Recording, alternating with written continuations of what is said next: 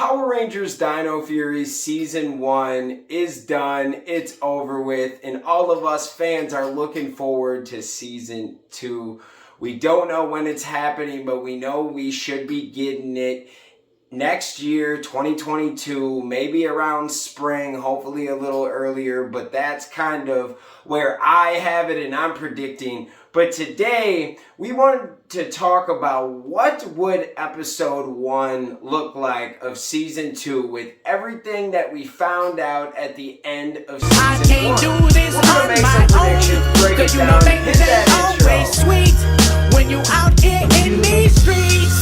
But my morpher when it morphed, I made a fake one. Yo, what's going on, everyone? Welcome to the fan club. It's your boy Dan Brosnan in the building. Welcome to the show. We've got an amazing one for you. If you like this content, you know what to do. Hit that like, hit that subscribe button, hit that notification bell. You can also send us a super thanks right here on YouTube. Goes a long way, helps us on this daily video grind. Man, let's get into this video. We're going to be talking about some predictions for Dino Fury Episode 1 of Season 2.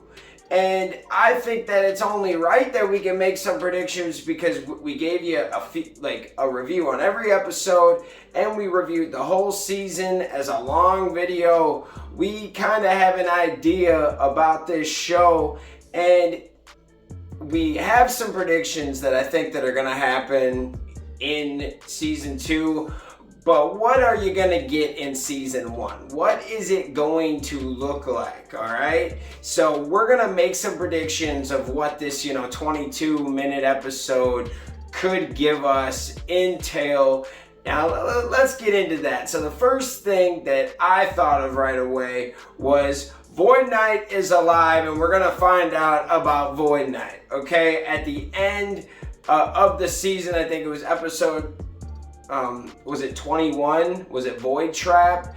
Where it was like the season finale, pretty much. Awesome episode. If you have not seen this episode yet, please go watch it. Highly recommend it if you're a Power Ranger fan. But anyways, he blows up. Santara blows up the whole pod, but then when you look, they're just gone. There's no debris, nothing. Well, then at the end of the episode, they show his helmet. It's laying on the ground and it's all beat up, and Santara's kind of moving around, and her tank is cracked. So, we know two things, all right? Void Knight is coming back, then Santara. What's going on with Santara? I think that she's going to be freed in the first couple episodes. Hopefully it happens in the first episode, but a lot of things are going to happen because there's not like a head villain. There's not a general. There's not a main dude right now, or like a head guy. I guess that there is a couple generals, and you got Slither and Mucus, but like at the end of the day, it's just those two, and they can come up with, maybe a boom tower or something like that, but they need a real baddie to come on in there, okay? So that leaves me with my next question is new villains. All right, we have to have some type of new villain. Somebody has to be coming on in there. So it can go over to Santara, and we'll talk more about that in a second, but let's leave Santara out of it. If it's not Santara, who else is going to come in, and how does she get corrupted? Okay, we know that there's talk that we could be getting a handful of different villains that could be taken from either the adaptation of this show or other Sentai series. There's talk about it. We know that we're getting a baby Patch. I don't think we're gonna get the baby in episode 1. That'd be real cool though. I hope I'm wrong. If I'm wrong, I will definitely replay this in a video because that would be amazing if we did get the baby. But we have to almost have a villain or two come on in there, like a head guy, and I'm a little confused.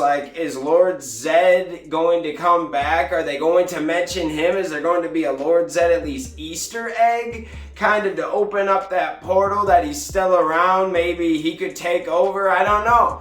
Hey, there's 1,001 reasons to to go a thousand different ways. We could, like, who's gonna come on in here and be the main villain, and Void Knight's not gonna be the main villain? And to kind of go off of that, my next point is, how does Santara get corrupted, okay? Like, she's in her tank. Does she come out and all that morphin energy just kind of, like, would that make her evil, though? I'm very confused about the whole situation of really what happened with this, but how does she become evil? Does a villain come on in there and corrupt her, and now Void Knight's trying to fight the villain? When does Snag Eye come on in there? I guess that would have been a great point for the villain segment. Like, Snag Eye is coming soon. Does he come in episode 1? You know, that's one that you could kind of see. Does he corrupt Santara? Void Knight fight? I don't know, man, but I love talking about this stuff. And then another point for Void Knight that I could see happening in the first episode or two is Mucus and Slither turn on Void Knight. They get sick of listening to Void Knight when he's not a Sporix and he's not trying to conquer Earth. You know what I mean? He's not trying to take over. He was just trying to get the Sporix for a girl, you know what I mean? In their eyes, you know, it was like, obviously it's someone he loves and he should fight for that person. But in their eyes, they're evil. They're just trying to do mean stuff, like bad stuff, and destroy towns and cities and stuff, you know? Like, so at the end of the day, the Power Rangers are in the right. These guys are idiots, but at the same time, I love Slither and Mucus. People do hate on these characters, but they're pretty funny, and Slither's an interesting character. I won't say he is the strongest, but he's stealthy and he's kind of funny. His one-liners are great, man. I actually appreciate Slither. I could do without Mucus, but Mucus is nice because it's a little comedy character that adds a little bit of comedy without forcing it on a Bulk and Skull. Like, you can kind of, like, one episode you can have Mucus and she can be funny, and then the next episode you can have J Borg, and, you know, switch up the comedy, which is kind of nice. It is refreshing to have those two. So yes, I think they're gonna turn on Void Knight, and there's just no point for them to follow him anymore. I mean, in my mind, maybe we'll talk more about that. Let me know if you want to hear me make a ramble about that. Then you've got, are we going to get like a hint at Amelia's parents in episode 1? So episode 1 and 2, you know, they always switch back and forth, but usually episode 1 is where they bring you back into everything, and they give you like small little hints to what's to come in the first few episodes, you know? So maybe they talk about that, but if they don't, they don't. What else we got in here?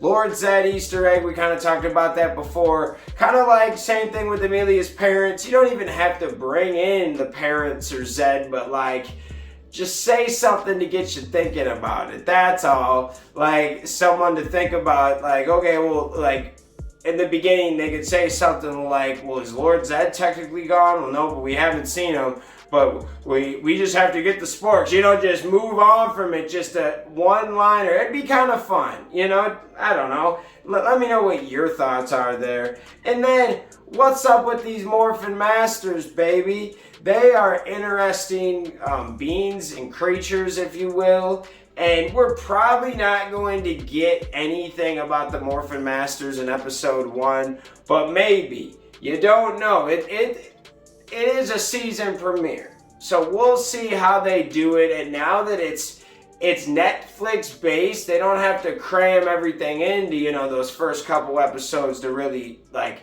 hype it up to make sure you watch it, because no one else is really watching it because the marketing isn't that good when it was on Nickelodeon. So now that it's on Netflix, I have a lot, I don't know, I'm a lot happier about the situation. There's more hype, there's potential. It just makes me feel better that it's not on Nickelodeon. Not that I'm like a Nickelodeon hater. I'm just a realist that networks like that are dying. And they might be able to pick up steam in another direction, but they're gonna push their Nickelodeon shows into that direction. They're still looking for times for their slots on their cable, on their YouTube, like TV, your Hulu. There's still a Nickelodeon channel. They're still pushing that. That's dying. Now, if you have a brand that you have an exclusive deal with Nickelodeon and they're pushing it, or it's their specific show, like a Rugrats, like a SpongeBob, then they're going to push it and you're going to see a lot of ads and they're going to do everything they can to push it on different platforms from Paramount Plus, etc. Now, I don't know how I feel about Paramount Plus right now. I've had it a few times. It's not bad. It's one of those on and off again subscriptions. Like, it's not horrible. It has a lot of things on it, but after a while, once you kind of watch what you want to watch, it's over. Like, I don't know, that even Netflix has more. Disney has a lot. Now, Disney and Paramount Plus are comparable. It's just Disney has more of the Disney stuff, meaning the Marvel and Star Wars. They just have a few more things that I watch more of. So that's tough right there. But Paramount isn't bad. I'm not hating on Viacom and Nickelodeon, even though, even in the business world, Viacom stock has dropped. Like, they're down like 60% in the past few years. Like, or in the past year, I should say. It went from like $90 to like $30. So they're definitely suffering from a lot of different things. Some of it is self-inflicted wounds, and some of it is the climate of, people not going out to see half of their movies. A lot of their movies have been failing, but Paramount, right before the pandemic, I thought was getting a lot better too. I will say that, because I watched that Sonic movie and it got me excited about what they could do with Power Rangers. You know what I mean? Like, it was one of those where, okay, if you could make Sonic the Hedgehog halfway decent and like actually make that a hit, now we can talk. That's what I'm talking about. See, I was never in love with the director of the 2017 movie, because he made a movie that was kind of similar with some teenagers, but it wasn't like something epic, like a big name, like you're taking something and you're making it better. Like, you're taking this big name and you're about to you're about to change it up and make it to what a new audience would love, but what the fans actually appreciated. Sonic showed that. Like, because remember when they originally came out with like the original look of what he was going to be, and people hated, so they redid it. They basically put back the movie almost like a year, like 9 months to a year, and said, okay, we're gonna redo it. Y'all better come out and see it. And it was worth every penny of redoing it. So that's just kind of something fun, but that was before the pandemic. Now you got movies like your G.I. Joe Snake Eyes that didn't do so well, and now our Power Rangers movie is rumored to be pushed back, which probably is true, guys. It's not going to be 2023 anymore unless something crazy happens, because they're not trying to hurt themselves and hurt this brand. They're actually trying to be like a video game company. Sometimes when there's like specific deadlines, those are the worst, because now you're just trying to push something out for the hell of it, right? Now if you push it back and give the writers, directors, cast members more freedom, it usually turns out to be better. Give them more time to do their thing and do a good job on it. No one cares how long it got pushed back, as long as it's not like something ridiculous. But at the same time, you want to give them something like amazing. No one really remembers when a good game or good album or something, like once it's good, people don't sit there and complain about how long it took. Usually they're super happy as long as it is good. It was worth the wait. Okay? Sorry for the wait, like Lil Wayne said. Give them something decent while they're waiting, right? So that's kind of where I'm on. What do you guys think of Season 2, Episode 1? What are your predictions? Okay? Obviously, none of us have seen this episode yet, unless, some of you producers or directors are out there watching, you know? But let me know what you guys think. I want to know, what are your predictions? Let me know in the comments. We'll see you next time. Thanks for watching. Peace.